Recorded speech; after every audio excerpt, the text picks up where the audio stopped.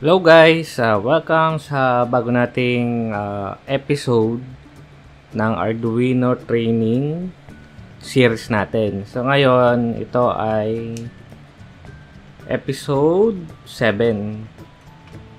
So for this vid, ang gagawin natin is gagamit tayo ng isang button. Ito, meron na tayo dito at tatlong LEDs.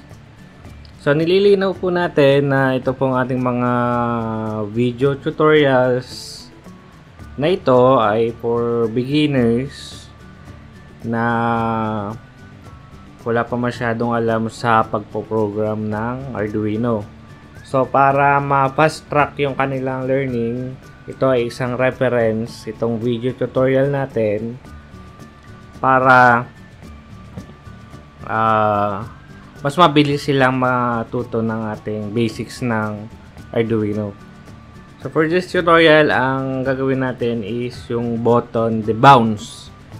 So pag sinabi nating debounce ng button, papakita natin mamaya ang difference between may debounce ang button at walang debounce.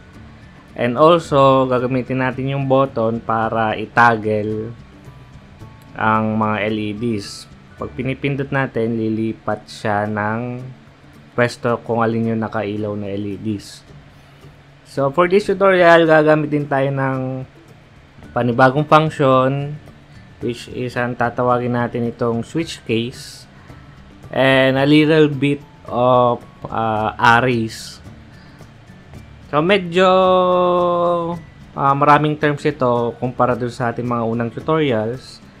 So, pinagsama-sama na natin dito sa mga videos natin para hindi na masyadong humaba ang ating mga series. So, start na tayo. Makikita nyo dito sa ating screen, meron tayong diagram ng ating setup ngayon. So, meron tayong push button dito, touch switch, itong color yellow, and meron tayong tatlong LEDs. And with that, meron din tayong tatlong resistor na nakaseries sa ating mga LEDs. So, itong ating mga resistor is 220 ohms na kasama sa ating kit. And then, ang ating button, ang isang pin natin ng button natin ay nakakonekta sa ground. Yan. Pag kiniklik natin ito, makikita natin ang kanyang connection. So, by the way, ito nga palang ating diagram is ginawa ko sa FreeSync na software.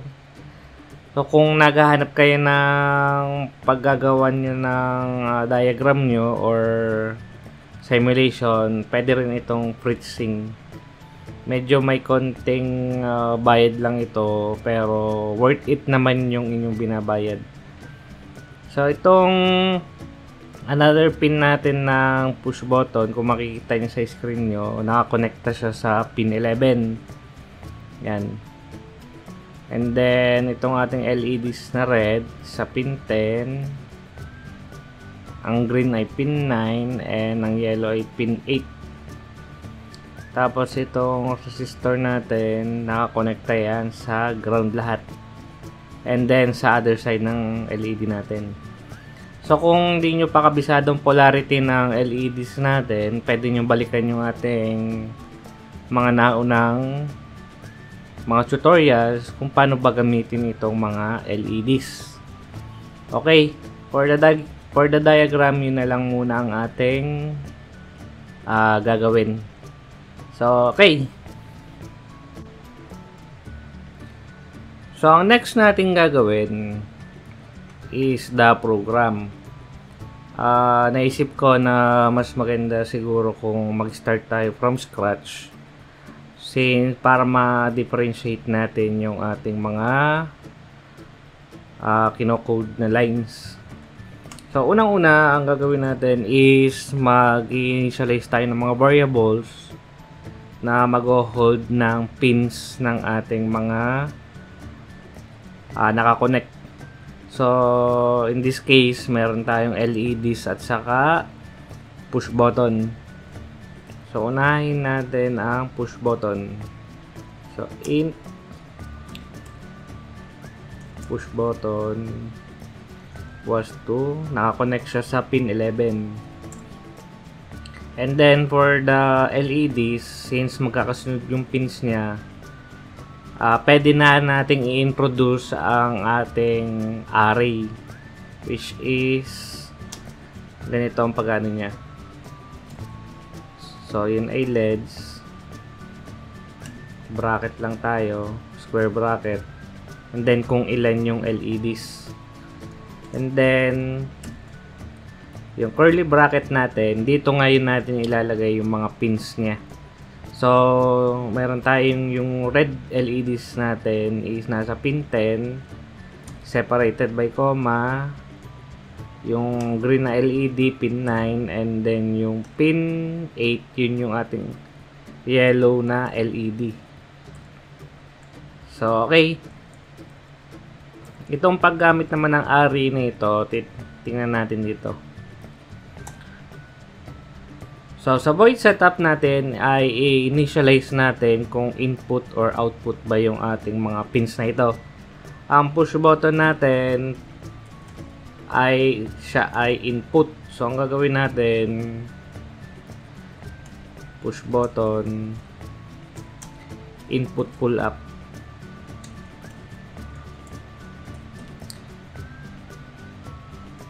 Input pull up.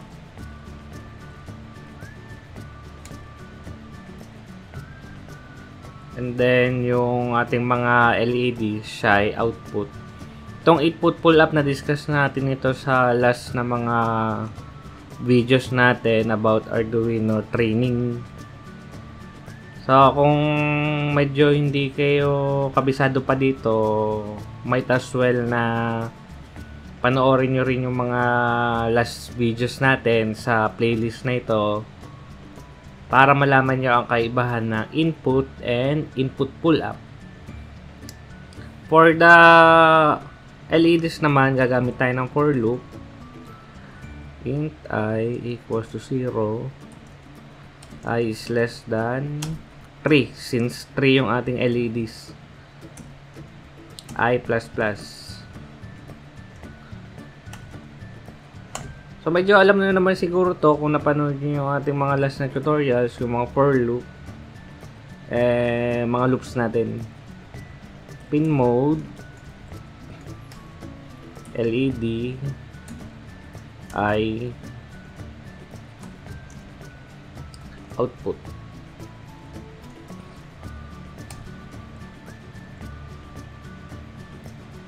Okay, na-initialize na natin siya. So, ang gagawin nating sunod is pailawin muna natin lahat ng LEDs. So, para mapailaw natin lahat, pwede nating sa setup natin muna pailawin lahat. So, since na may for loop na tayo dito, pwede nating pailawin na rin kasama dun sa declaration niya. So, digital write LED I high. Okay, try natin na i-upload ang code na to. Pero check muna natin kung ano. Yeah, LED. So may kulang tayong S. LEDs. Okay. Nako-compile na siya. So ngayon, connecta na natin ang ating port.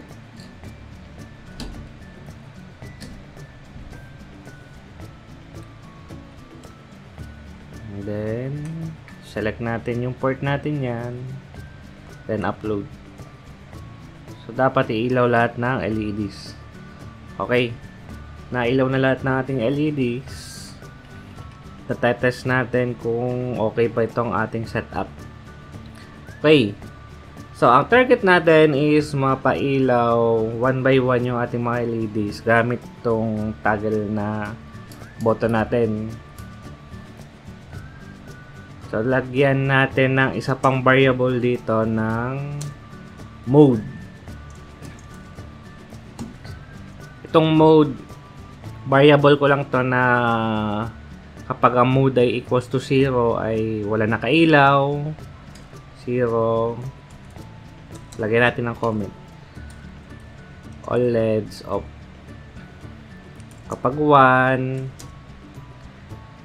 red LED na nakailaw, red na lang. Pag 2, yung green. At pag 3, yung yellow. Okay. So, may mode ako. So, para magamit natin itong variable na ito, mag-ano tayo dito ng gagamitin na natin yung ating push button. So, digital read,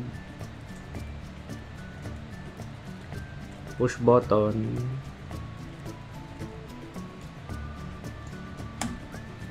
okay. So, since input pull up tayo, kapag pinipindot natin yung button, ang kanya nagiging input is 0. So, lalagyan lang natin dito ng exclamation mark. Kung hindi nyo kabisado yun, pwedeng equals 00, equals 0. So, parehas lang yun din yung ginagawa niya. Tapos, lagyan natin dito ng mode ++. So, kada pindot ko ng mode ng push button, yung mode natin ay mag-i-increment ng 1.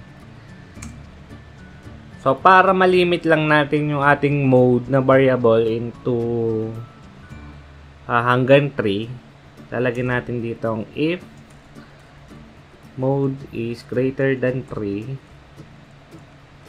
mode equals to 0.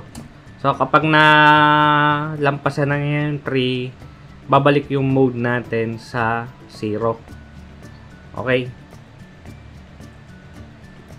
And then, wala pa tong debounce ha. No debounce. No debounce yet.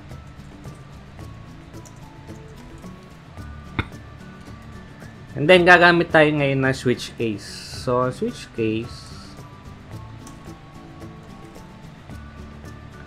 ganito lang siya. Yan. Kompletuhin muna natin. So, ganito ang format niya.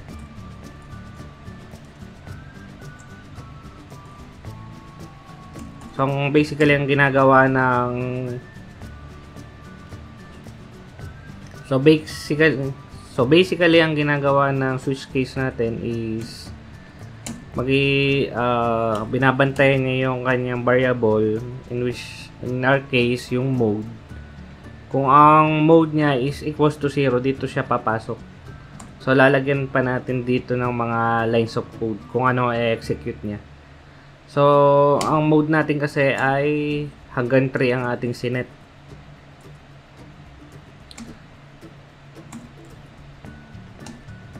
Okay.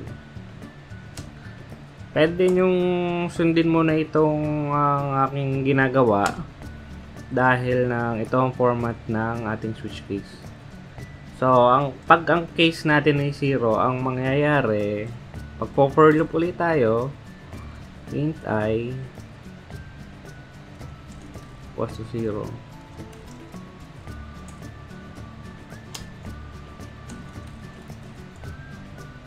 I-off natin lahat ang ang LEDs.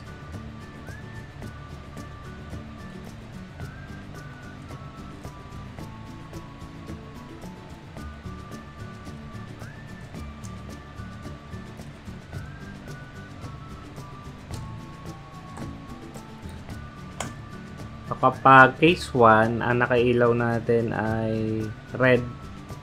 So, ang gagawin natin dito, digital right. So, para mas madali ito, lagyan natin ng isa pang function. Void of LEDs. So, itong function naman na ito, ang ginagawa lang niya, sa halip na paulit-ulit natin tong i-type, ang gagawin natin, Itong function na lang to ang ating tatawagin dito. Yan. So basically, ito yung nakalagay sa kanya. Ang function kasi, tinatawag niya ito dun sa labas ng ating void loop. So pag tinawag niya ito, execute niya tong ating lines of code na ito. In this case, ino-off niya lahat yung LEDs niya. Okay. So, yung sunod, i-off LEDs muna natin lahat din. Tapos, digital write. Yung red na LEDs natin ang pailawin natin. So, 0. So, ang paggamit nyo ng ARI nga pala, nagsisimula lagi siya sa 0. Itong LED 0, ibig sabihin, ito yan, yung nasa pin 10. Kapag LED 1 ay nasa pin 9. Pero ano muna natin yan. Copy, paste.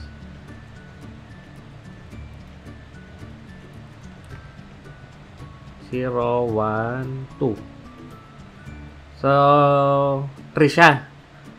Pero nagsimula yung kanyang index from 0. So 0, 1, 2. Tatlo pa rin siya. Pero sadya kasi nagsisimula sa 0 yung ating mga index katulad ng array. Hindi siya nagsisimula sa number 1. Sa 0 siya. Okay, lagyan lang natin ng after itong switch case natin. Lagyan natin ng delay na 50 milliseconds. Compile natin kung magano. So, kulang na naman LEDs. Kasi yung LEDs, yun yung ating inanong variable. Compile ulit natin. Teka. Digital write. I-high natin ito. So, ang maganda kasi sa Arduino, pwede kang online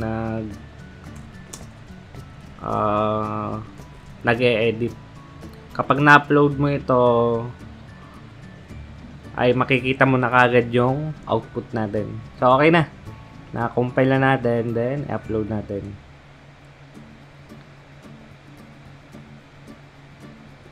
Okay. So, mode natin ay 0. So, dapat 1. Pero sa setup kasi natin, hinay natin lahat ito. O, gawin natin na i-off muna natin sa pagkatapos ng void setup. Upload.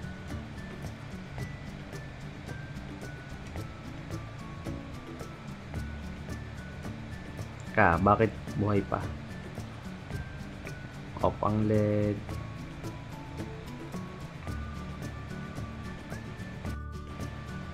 Okay. So, meron lang tayong na-miss na line of code dito.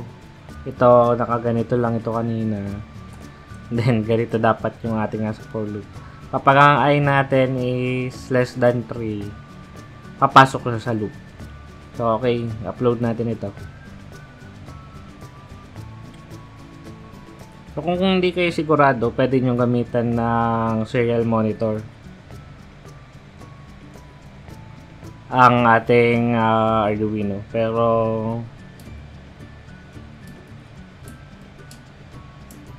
yan.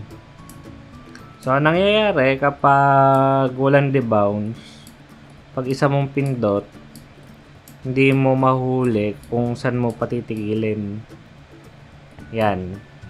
So, ang target natin, isang pindot, lipat siya ng kabila.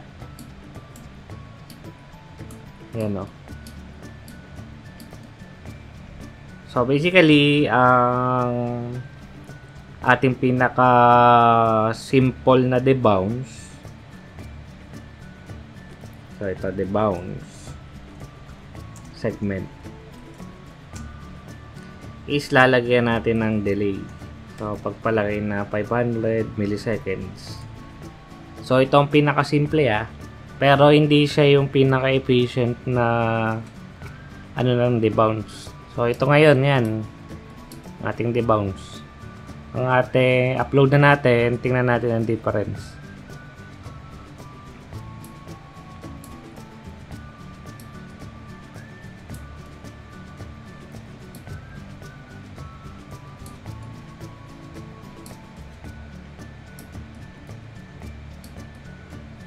Okay, nagana siya. Pero ang problema kasi dito, kapag pumindot ka ng dalawang magkasunod, sa halip na nasa yellow na siya, nasa green pa lang siya. So, meron kang parang 500 milliseconds na delay sa kanya. Yan. Okay. Hindi mo yan mabibilisan. So, ganyan lang siya kabagal. So, ito yung unang uri ng ating debounce.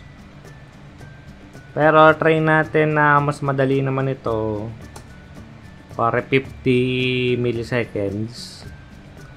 Try natin ang difference.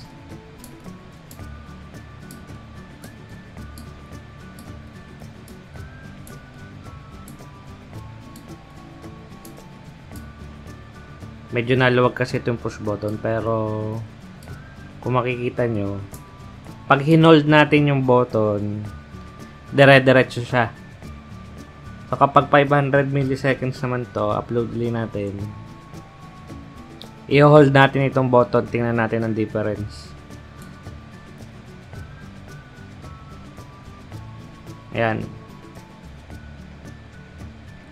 So, tuloy-tuloy siya. Pero ang gagawin kasi natin, pag pindot mo ng isa, dapat pag hindi mo nire-release yung button, hindi dapat siya lilipat. Okay. So, ang next debounce natin is ito yung madalas kong gamitin. Ito yung papasok mo siya sa while loop. While digital read 0, lagyan mo lang siya ng ganyan. Parang empty ang laman yung while loop. So, wala siyang gagawin kapag pumasok siya dun. Hanggat hindi nare-release yung button.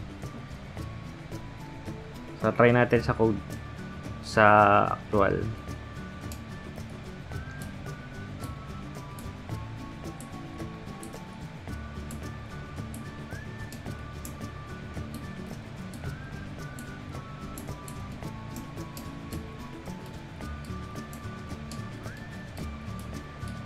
Kung mapapansin nyo, dire-diretso na siya.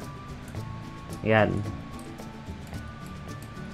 Yun ang pinaka hanggat hindi mo nire-release yung button, hindi siya lalabas dito sa debounce natin, sa while loop na ginawa natin. So, most of the programs pwede na itong sa while. Pero meron kasing case na kailangan kahit na hold mo siya. Pag hinold mo kasi to, ang nangyayari, dito lang siya naikot sa while loop na ito. So, wala siyang ine-execute. Nandito lang siya sa while loop. Ang problema kasi ng debounce na ito, kapag halimbawa may project ka na coin dispensing, na kapag isang pindot lalabas ay i-on yung iyong coin hopper o yung naglalabas ng coin. So, kapag pinindot mo siya, maiipit yung code dito sa while natin. Ibig sabihin, dire-diretso yung pag-dispense ng ating mga coins. Sa halip na 1 by 1 lang yung pag-release niya, dito siya naiipit. So, ang pinakamagandang debounce natin, ganito.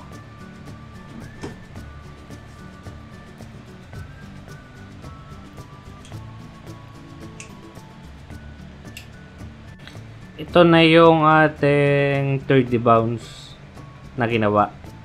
So, yung kanina na last mode, pinalitan natin ng last button stat. So, kapag yung pinindot natin itong ating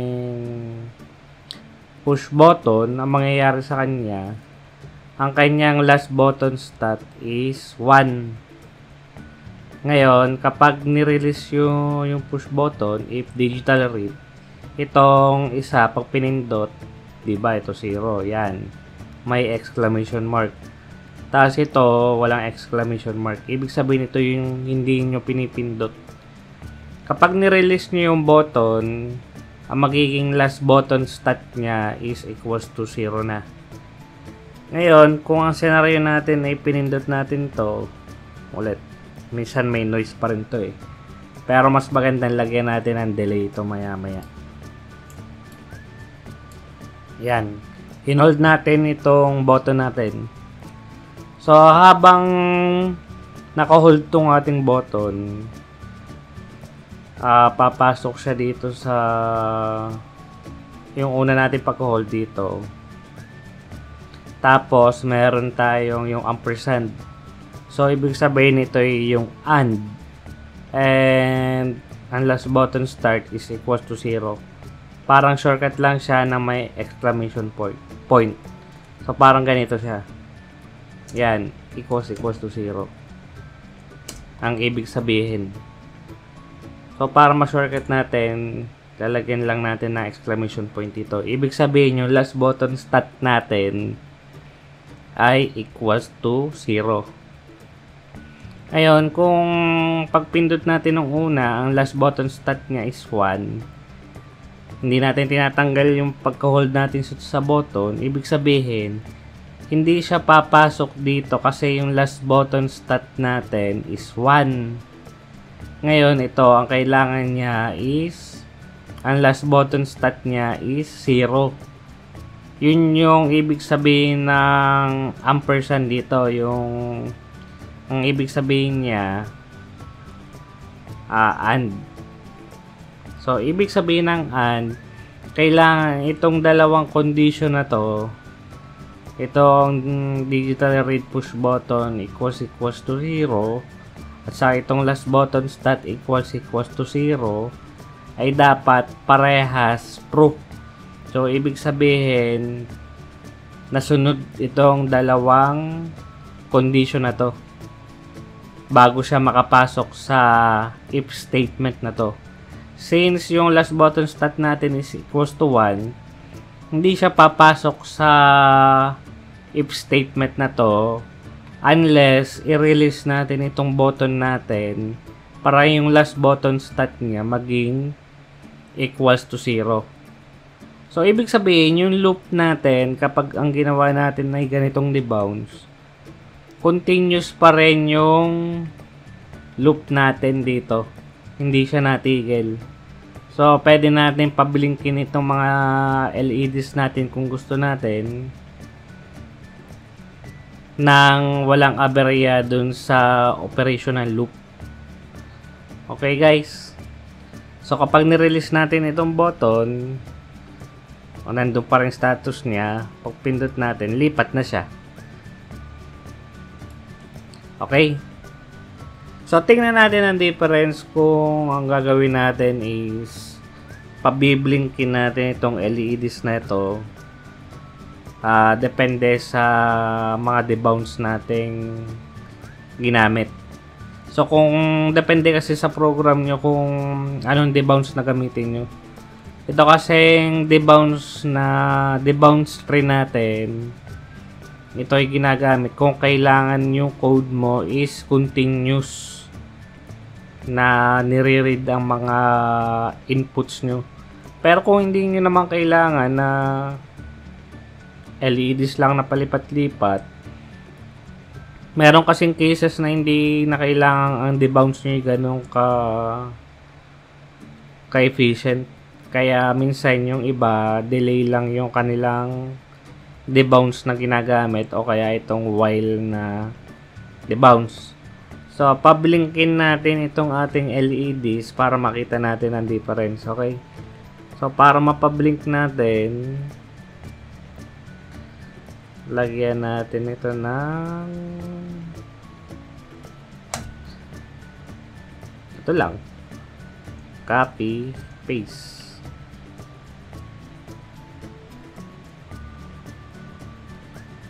Pero, lagyan natin ng delay na 50 milliseconds. So, ganun din ang gawin natin sa iba. Itong mode 0 natin, hindi na natin kailangang i-ganon kasi patay ang LEDs mismo. Okay. So, upload natin ang ating code and tingnan natin ang behavior ng ating mga LEDs.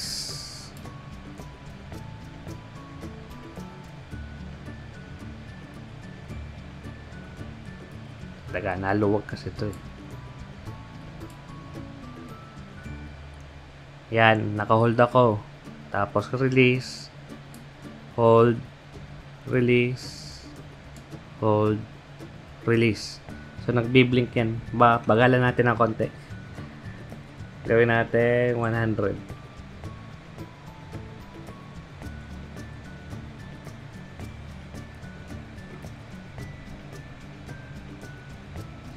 So, para maiwasan natin yung hindi natin maiwasan na may electrical noise kasi contact ito, ang gawin na lang natin dito is lagyan din natin itong delay na konti. 100 milliseconds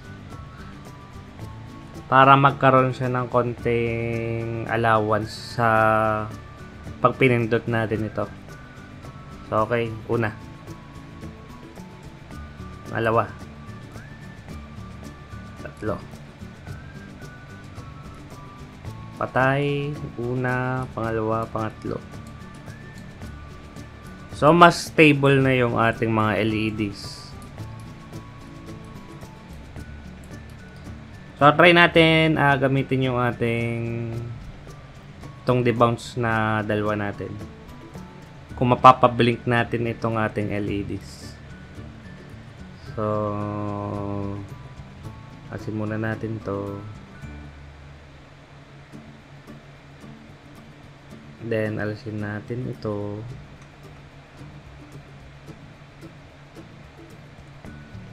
Alisin natin ito. Tapos, ang gawin natin itong delay na 500. So, try lang natin ang kaibahan ng mga debounce na ginagamit natin. So, itong una, ayan, nalipat-lipat lang. Pero hindi niya napapablink ang LED space isa kasi ito ay kuwari ito isang pindot. Nagana siya. Yan. Pero kapag mabilis ang pindot mo,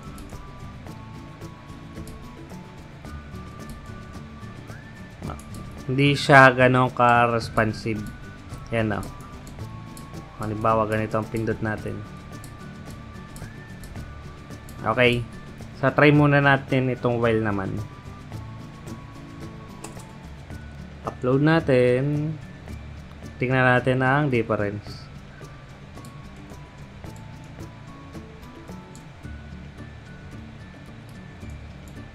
Ang problema lang kasi sa while, pwede ito sa mostly sa mga programs na basic. Pero kapag naka-hold kasi ito, no response yung system natin. Yan o.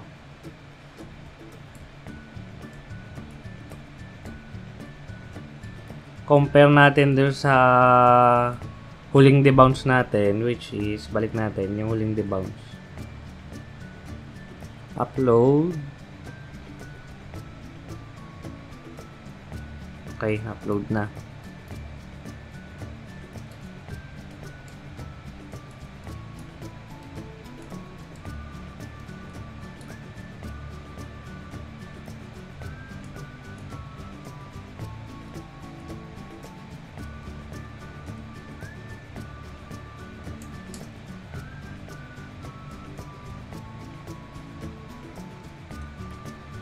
Nakalimutan natin itong last button stat. Okay.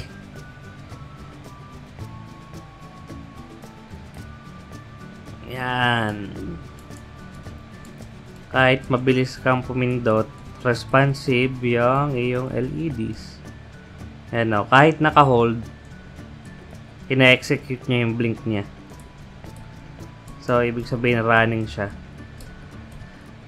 So guys, yun lang ang paggamit natin ng debounce sa tutorial na ito. Gumamit tayo ng arrays ito para mas mapadali yung ating pag-initialize ng pin. Itong array natin, kapag magkakalayo ang pin mo, pwede rin itong kuwari yung nasa A0. Pwede itong A0. Inilagay lang natin siya sa isang set o yung isang array. And gumamit tayo ng sub-function na offLEDs para yun na lang tatawagin natin sa void loop and then yung ating debounce. Napaka-importante kasi ng debounce dahil yan kasi ay sa mga inputs. Marami kasing klase ng inputs Meron tayong ang pinakasimple buttons. Meron din tayong mga sensors natin. Meron din tayong mga limit switch. So, lahat ay dadaanan natin yan sa mga susunod na episodes natin.